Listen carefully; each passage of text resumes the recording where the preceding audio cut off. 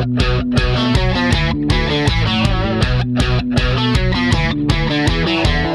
everyone, I'm Akshay and welcome back to the United Talk. Another press conference by Erik against ahead of that Brentford game tomorrow. And as you all know that on Saturday again we have another game against Everton. And after that disappointing result, it's really sort of very disheartening for all the Manchester United fans around the globe. It's really disheartening for us to still be positive. I mean, obviously there are many positive things when you consider the progress of the season, progress of the squad, and what Erik has already achieved.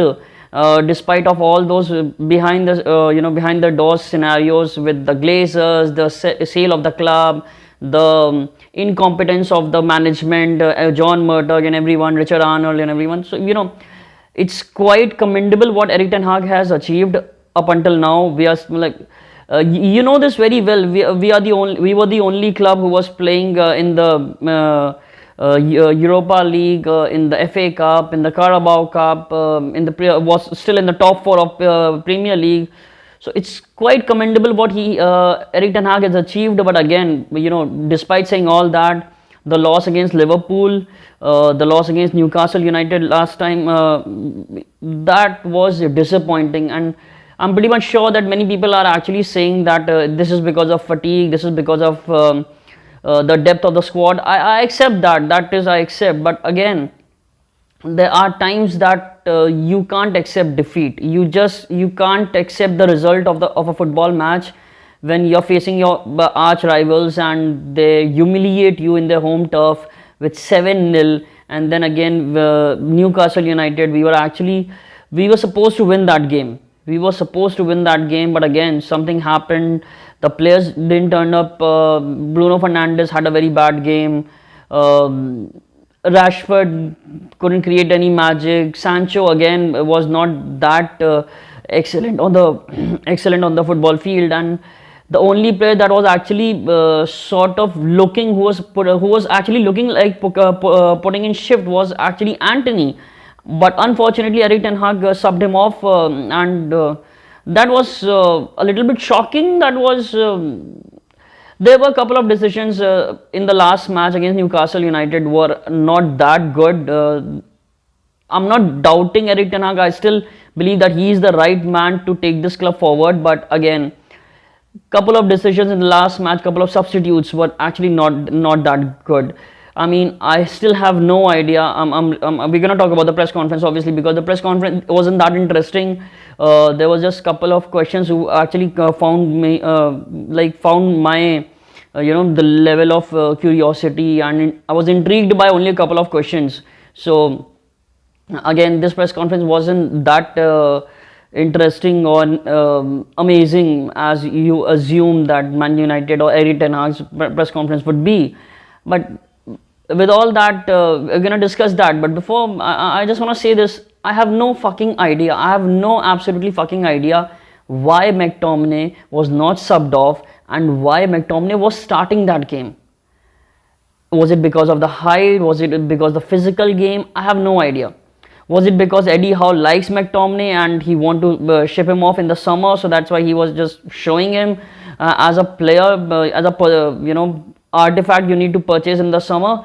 But again, I have no idea. I finally believed that Scott McTominay has lost that favoritism in Manchester United squad. But again, I'm gonna say this. I think I really believe that Scott McTominay, just like Solskjaer and after that Rangnick, finally Scott McTominay has found a way to stay in that Man United starting 11 or stay on that football field even if he's playing like shit. I mean, it could be anything. It's like buttering Erik picking up groceries for him, or even bending up over the pool table, or maybe sucking his... I'm not going to even talk about that, but somehow McTominay has found a way to please Erik and again we are seeing that I'm really disappointed. But having said that, there are some interesting news and very positive news as far as the squad is concerned. Wan Bissaka, who was ill, who was suffering from fever or something like cold or something like that. He's back in the training squad. He actually trained with the team today, and Christian Eriksen is back in the training. Today, Christian Eriksen has completed his individual training in the gym and everything, and now today he actually trained with the squad. That is music to my ears, because I was sick. I was actually sick. I was really sick and tired of watching Scott McTominay playing in and out again. Fred trying is all out, but again, Fred is not that dependable player. And we have all seen that when Eriksen, Casemiro, and Bruno were playing, it was one of the best midfield trio we had in ages. So I'm really glad that Eriksen is back in the training, and we are actually talking about that. And I'm pretty much confident that he won't be starting the tomorrow's game. He won't even be on the bench. But the way Erik Ten Hag was talking about Eriksen's training scenarios, I'm pretty much confident that he is gonna definitely be at the bench at Everton. And even if he isn't on the bench against Everton, I'll still be happy about it, because if he's back, he can start in Europa League, because definitely we are still in the contention of top 4 Premier League spot. And I still believe whatever happened with the Newcastle, I still believe we're gonna be in the top 4. We're gonna play in the Champions League next summer. That's not bothering me, but I really wanna win Europa League or FA Cup. I really wanna win Europa League. In fact, more than FA Cup, I'm really excited, and I'm sort of kind of like putting all my eggs in one basket of Europa League. I'm sorry, I really want us to win that. And while Casemiro is not available, remember Casemiro will be back after, because he's serving that red card ban, so he'll be back after Everton. And if Casemiro is back after Everton, or maybe during that Everton game, and we'll be playing Sevilla in the Europa League first leg. So I'm really excited to see Casemiro link up with Christian Eriksen and Bruno Fernandes, and that's gonna be really big boost for us and for the squad also. And moving on, Wan Bissaka is also back, so that's quite quite big news as far as the squad depth is concerned. So I'm really happy about that. In fact, I think this news deserves a like and a subscribe to the channel, right? I mean, please go for it. I've been asking you guys to do it, but you guys are simply like not interested. Is it my face? Is it my voice? Or is it the the studio? Because I'm a very cheap guy. I can't help it. I'm like, this is not a big budget show. This is just a simple podcast. So you won't be getting any that popular podcast, the green screen or something like that. But too early for that. Maybe someday that's gonna happen as well, but before that, you guys really need to support the channel and me also. But moving on, because Erik Ten Hag was actually asked about the loss against Newcastle, and he simply said in one, I'm not happy about the answer. He was actually asked what impact it had on the squad's morale, and the loss against Newcastle United, and what sort of it leads to the Premier League top 4 chase. To which he replied, he in fact said this again. He even said that after the post-match conference after the Newcastle game, he said this: the players of Newcastle were more what should he say? They wanted it more.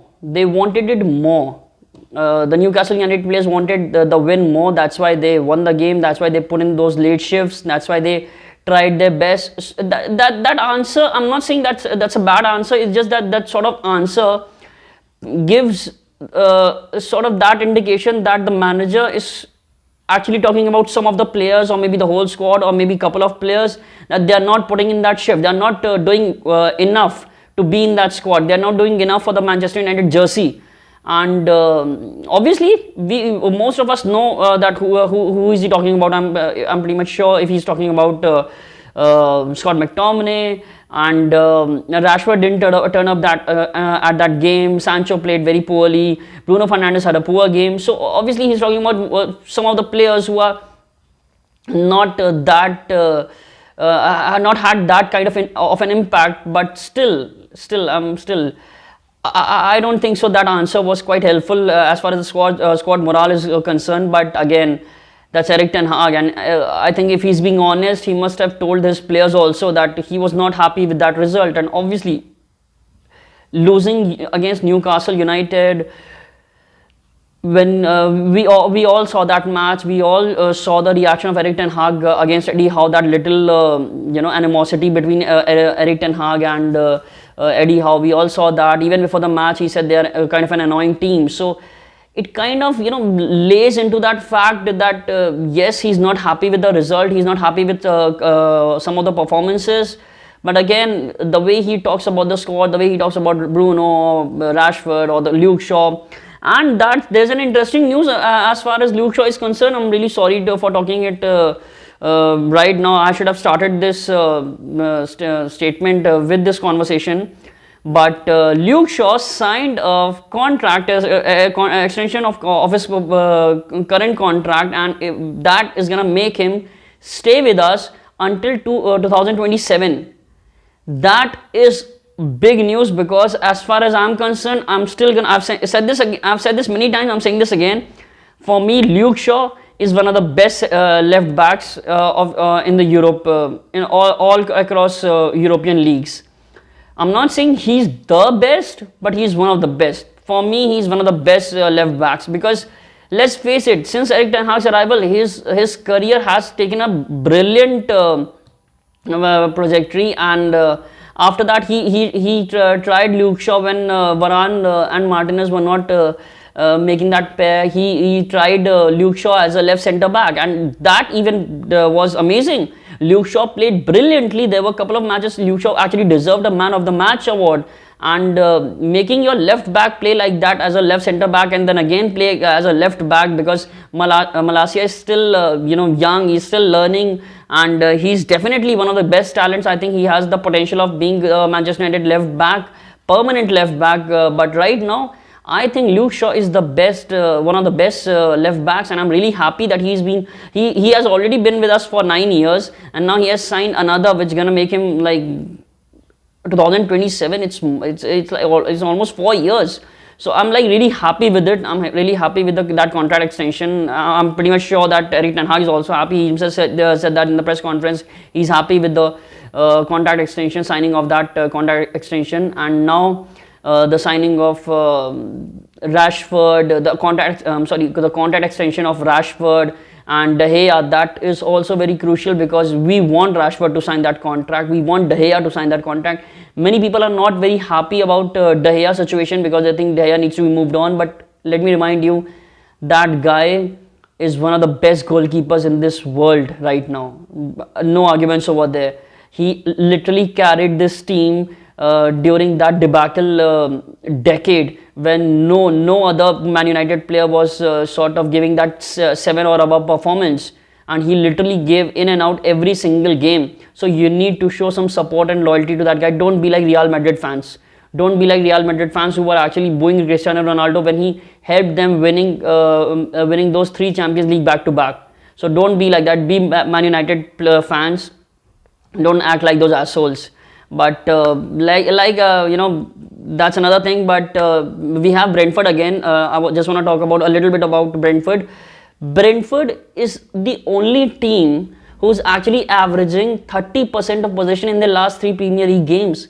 30% of possession. Can you imagine that? And I think if the 2 players who needs to make a comeback and who want to again sort of put up their performances, I think is Martial and Sancho, because we all know Sancho with the ball is quite exhilarating. Martial with his hold-up play, and Martial with his that sort of link-up play with Bruno and Rashford and Sancho is quite good. Weghorst has done a great job, but again, he's not that striker who's gonna make us win games.